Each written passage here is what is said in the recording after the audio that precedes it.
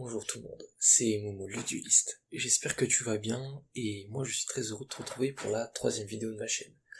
Aujourd'hui on fait un récapitulatif encore d'une semaine de Yu-Gi-Oh! Avec le deck Dragon Lance Yeux Bleu et le MVP Nibiru. Ouais, tu vas voir ça. Maintenant, dans cette vidéo, il y aura une première partie où je vais encore une fois présenter la decklist et ensuite ouvrir les paquets et présenter les match-ups rapidement. J'espère que ça te plaît, n'hésite pas à me suivre et je te retrouve pour la suite. Maintenant, on se retrouve pour la profile. On va voir dans cette liste qu'il y a certaines choses qui ont changé et d'autres pas du tout. Notamment, ce qui ne va pas changer, ça va être au niveau de l'engine Blue Eyes. Donc ici, toujours, on commence par 2 dragons blancs, à cause des Beasted, et aujourd'hui ça m'a servi. Maintenant, c'est vrai que jouer à 1 ça pourrait être intéressant, mais 2 ça permet aussi de casser plus de cartes sur la piège, et de jouer autour des Beasted. Donc toujours 2 dragons blancs. Pour les cartes de stabilité, je joue toujours 3 Neo Kaiser, 3 Maiden, 3 Sages et 3 Vœux. Et là en fait, je vous parle de ces cartes-là, je pense qu'il faut tous les jouer x3. Ça nous fait 12 cartes qui permettent de commencer le deck, mais surtout de nous donner accès à Maiden et donc à notre carte piège. C'est elle qui va nous servir pour le grind game et à battre notre adversaire sur plusieurs tours. C'est un avantage qu'on a par rapport à d'autres versions de jouer pur, c'est que souvent celui-ci il est squeezé par les autres versions donc il ne le joue pas, et il joue qu'avec 9 cartes pour toucher la Maiden et mettre en place la piège. Or, dans ce deck, la piège selon moi est la meilleure carte puisqu'elle permet de générer des ressources gratuitement et du coup de battre l'adversaire sur plusieurs tours dans ce qu'on appelle le grind game quoi. Ensuite, avec l'archétype Blue Eyes bien sûr, on va les mettre là, on a toujours les cartes mortes en main, le mausolée, le hurlement, même si c'est une des meilleures cartes pour jouer lorsqu'on se fait bestial en dragon blanc ou lorsqu'on joue sous drôle, une véritable lumière et une majesté des dragons blancs. C'est tout pour les cartes d'engine. Ok, j'ai décidé de jouer en plus pot d'extra. Le pot d'extra est une carte qui permet de piocher 2, qui va nous permettre à la fois de toucher les cartes de non-engine et les cartes de mon engine, et qui vont servir à aussi stabiliser le deck et avoir des mains plus fortes. Pour finir avec les cartes de non-engine, je tenais à présenter d'abord le MVP du tournoi, Nibiru. Alors pourquoi Nibiru? Parce que je l'utilisais beaucoup dans le tournoi. Il sert à 2 choses. Cumuler avec des end-traps comme H, Veiler ou Imperm. En fait, Nibiru va permettre d'anéantir l'adversaire. Autre chose, Nibiru tout seul peut suffire lorsque votre adversaire fait un peu des misplays ou a une main pas opti et qui commit les 5 invocations dans un spot où il n'a pas encore fait grand chose.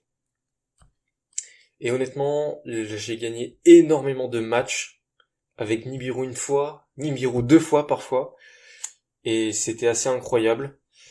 Je lui dédie donc cette victoire, et c'était lui le MVP du deck. Franchement, en réalité, en local, il y a beaucoup de joueurs qui connaissent leur deck, très bien leur deck, leur propre deck, mais qui ne pensent pas à jouer en fonction de ce que pourrait avoir l'adversaire en main, ou qui ne prennent pas en compte des fois carrément votre archétype. Dans ce cadre-là, Nibiru, je pense, est une des meilleures cartes à jouer en local. Ensuite, 3 autres M-Trap. Ghostogre, pareil, très très utile dans beaucoup de match-ups, c'est une des plus polyvalentes que j'ai pu rentrer, et c'est pour sa polyvalence que j'ai choisi, et du coup ça monte mon deck à 15 M-Trap, ce qui est plutôt pas mal. Ensuite, les nouvelles cartes qui sont abordables si vous avez réussi à vendre votre sage aux yeux bleus. Donc triple tactique talent et encore les 2 assauts solennels. Maintenant, ce qui est important de présenter, ça va être du coup l'extra deck et le side deck. Donc l'extra deck est assez important vu qu'on joue pot d'extravagance.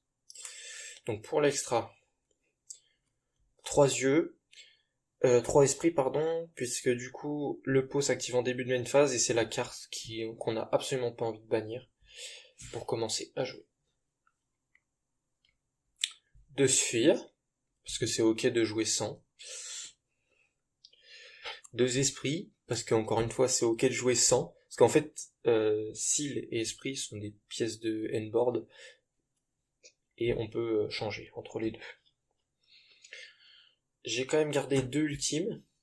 Je peux le faire sans le dragon esprit, avec le Neo Kaiser du coup, et en plus, avec le dragon esprit, c'est toujours bien d'en avoir une, pour pas se retrouver sans rien à invoquer.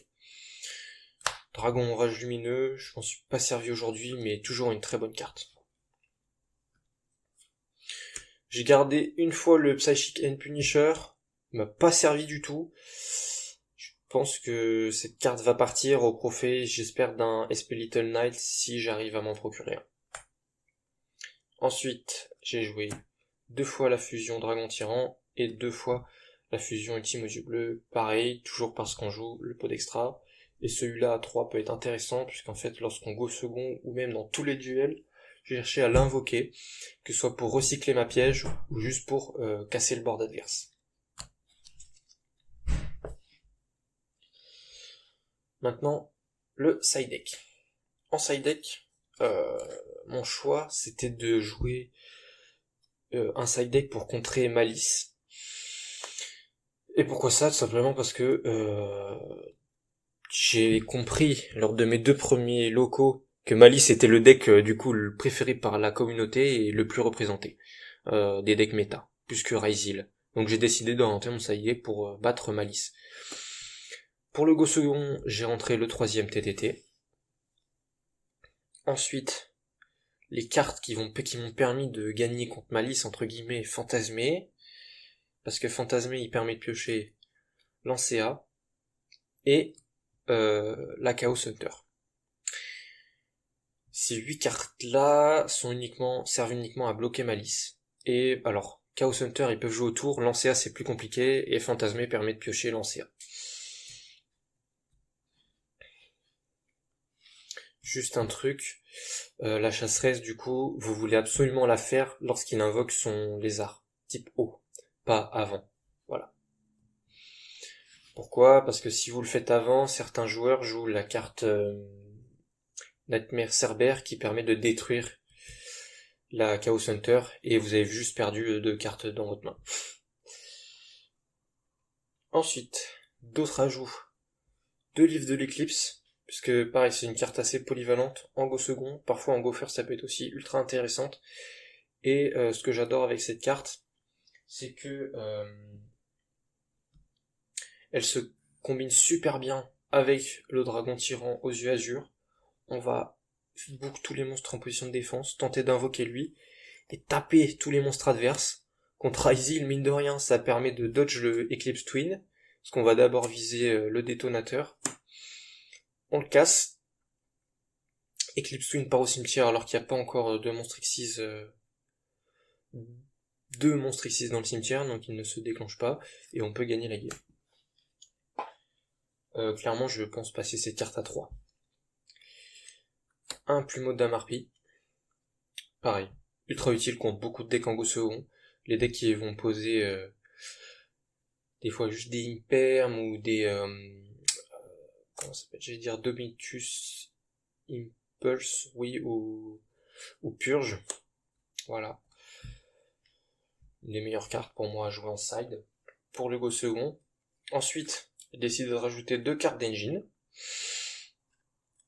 Fusion ultime, encore pour le go second. Et parce que c'est la seule carte qui vous permet, dans l'archétype, de détruire le token Nibiru s'il a plus d'attaque que, en gros, 4000. Voilà. Et un dragon à réaction aux yeux bleus, que j'ai pas eu l'occasion d'invoquer lors du tournoi, mais qui est selon moi toujours très utile. J'aimerais beaucoup de jouer en main, mais c'est vrai que c'est fait une carte morte en plus à jouer dans la main, et je pense que c'est ce qui m'a fait perdre pas mal de duels lors des derniers tournois. Et pour finir, le troisième assaut solennel qu'on rentre en go first. Ok, ici je vous ai mis les cartes que j'ai rajoutées, que j'ai achetées en plus. Sur votre gauche, pardon, ces cartes-là valent quelques centimes et peuvent être ajoutées assez facilement. Maintenant, j'ai rencontré un autre problème, c'est que dans la deuxième vidéo, je vous avais dit que le sage aux yeux de bleu valait entre 40 et 60 euros, mais en réalité il vaut plus 30 euros, donc il ne suffit pas à acheter le talent des triples tactiques. Je m'en suis rendu compte un peu tard, et j'ai quand même joué la carte. Puisque ça rentre pas dans le projet de la vidéo, je vais la supprimer du deck. Ce n'est pas la meilleure carte à piocher de toutes les façons, et je n'ai pas ressenti sa puissance lors de l'event.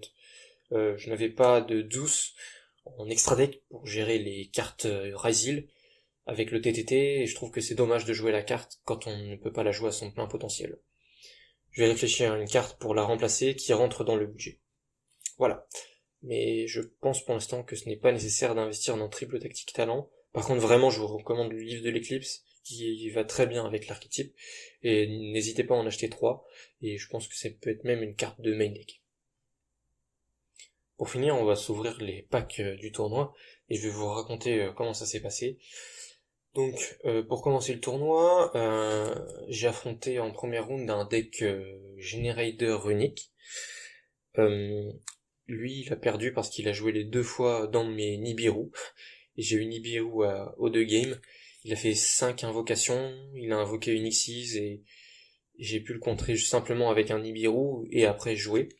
J'avais des mains parfois avec des cartes, un peu garnet qu'on n'a pas envie de piocher, mais c'était suffisant puisque lui, il avait gaspillé toute sa main pour mettre des niveaux 9 sur le terrain.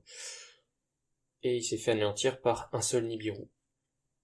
J'ai gagné les 2 premières manches de la même façon. Mon adversaire a commencé les 2 fois, et les 2 fois j'ai réussi à le punir avec Nibiru. Ensuite, la deuxième manche, j'ai joué contre un Malice, c'était plus compliqué. J'ai gagné la première game parce que j'ai gagné le dé, et que mon adversaire a une très mauvaise main. Il avait du coup Terraformation et 2 terres en main, donc ces 3 cartes-là n'en valent qu'une. Surtout que j'avais mis la piège, etc. Donc j'ai pu contrer le terrain, j'avais une imperme de 7, j'ai imperme sa première norme, ensuite j'ai détruit avec la piège, et il était déjà bloqué. On est quand même allé au grind à cette game, puisque j'ai pas réussi à le tuer au tour d'après, mais j'ai gagné la game assez simplement finalement, et sans trop de difficultés.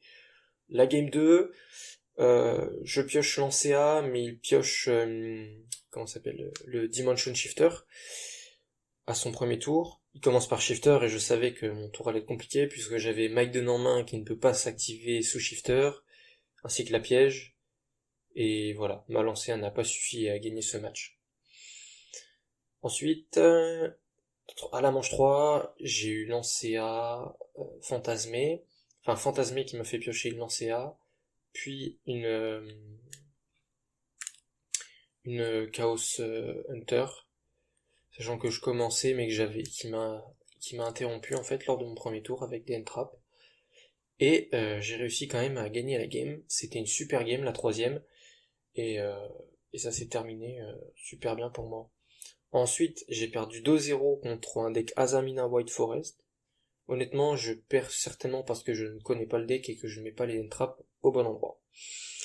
Ensuite, contre le deck Ryzil, qui est mon dernier match, je gagne 2-1. C'était un Ryzil avec des pendules, qui lui donnait accès à des niveaux 4 en plus, mais qui du coup, parfois, commençait par ses Plex pendules, et il m'a notamment fait une fois Ryzil Duo Drive après la 5ème summon. Donc lorsqu'il a fait l'effet pour tuto, j'ai pu chez Nibiru et enlever les cartes de sa main. À la première game, je l'ai Nibiru, et ensuite j'ai gagné. À la deuxième game, il a commencé, et cette fois il m'a fait un board Ryzil que je n'ai pas pu passer, puisqu'en fait J'avais pourtant la carte Book of Eclipse. J'ai Book of Eclipse, mais en fait il avait Droll plus un Beasted, et il m'a empêché de jouer. Il m'a empêché d'accéder à ma fusion, et j'ai pas pu du coup tuer toutes ces cartes. Et la troisième, j'ai commencé, et j'ai gagné au grind sous Droll, encore une fois grâce à Nibiru, puisqu'en fait mon adversaire a joué dans Nibiru, probablement encore une fois à cause de son engine pendule, et j'ai pu gagner grâce à ça. Maintenant on va voir si ce tournoi a été rentable ou pas, et on va voir ce qu'on a eu dans les boosters pour terminer la vidéo.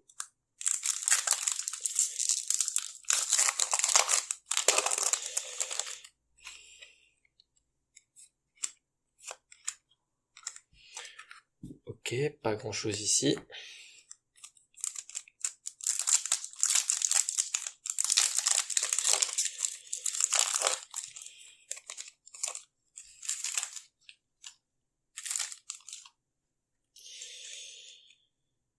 Alors, un héros du mal, un virus, et... oh la vache.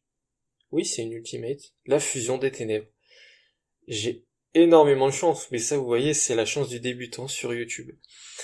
Non, plus sérieusement, j'ai encore énormément de chance. Alors, je vais pas cette fois me projeter sur le prix de la carte, vu que je n'en ai aucune idée.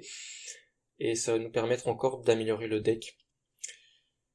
Pour finir, j'aimerais pousser un petit coup de gueule, parce que en fait, dans la vidéo, pour améliorer le deck, j'aurais aimé acheter un engine invoqué, mais les cartes invoquées sont, pour une raison que j'ignore, très très chères, en français et même dans les autres langues, et ça me dépasse un peu. Voilà, je suis un peu tilté, comme on raconte. Pour finir cette vidéo, je vais vous souhaiter une bonne journée, plein de réussite. Je vous dis à bientôt. J'espère que je vais réussir avant cette fusion des ténèbres pour pouvoir améliorer le contenu du deck. Je vous retrouve dans l'espace commentaire pour discuter de la decklist si vous en avez envie, discuter de mes choix.